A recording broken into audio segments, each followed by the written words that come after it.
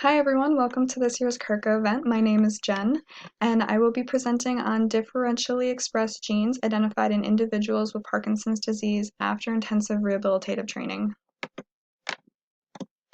So, as you guys may already know, Parkinson's disease is a neurodegenerative disorder that affects dopamine-producing neurons in the substantia nigra part of your brain.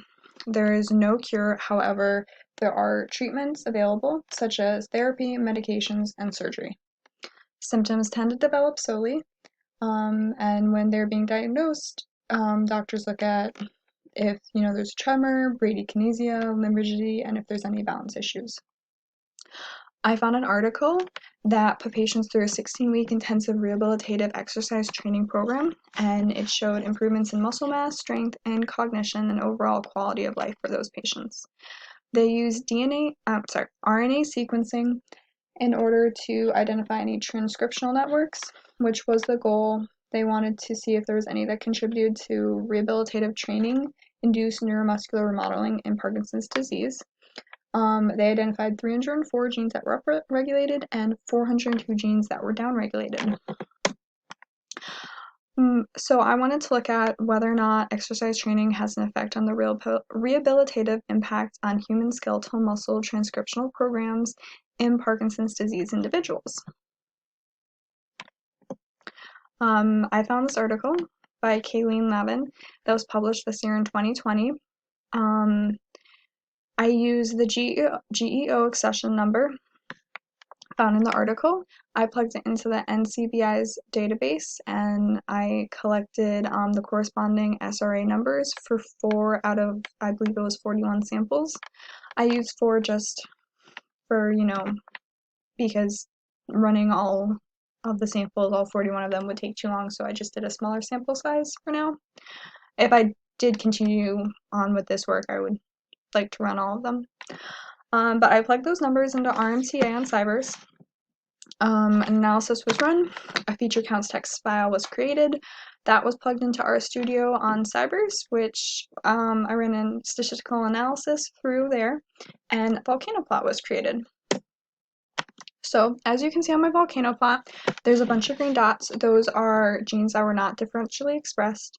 The 2 dots in blue are my upregulated genes, and the 5 dots in red are my downregulated genes. So for upregulated genes, one of them was a transmembrane protein.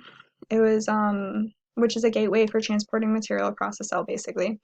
And the other one was nephrosten 4, which is involved in renal tubular development and function. My downregulated genes are the ones in red.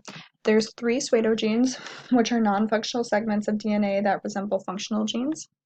The other 2, one was isoprenyl cysteine carboxyl methyltransferase, which encodes for an enzyme that modifies certain proteins. And the second one was ATPase family AAA domain containing 3A, which encodes for a mitochondrial membrane protein.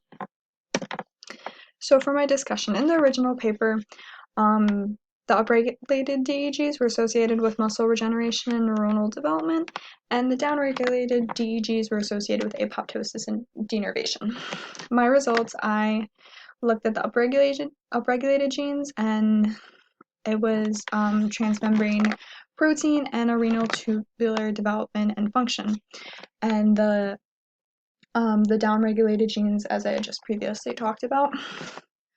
If I could continue this research on, I would have run all of the original samples from the original paper, or if I did smaller groupings, I would do multiple, and I would run many different ones, and then I'd compare them to see which genes were upregulated and downregulated. I was aware that, because I was running a smaller sample size, I wouldn't be getting the same information, or I would, not the same information, but I wouldn't be getting the same, size of information that I would have gotten, they got in the original paper. But thank you for listening to me talk about my presentation. I hope everyone has a good time. Thank you.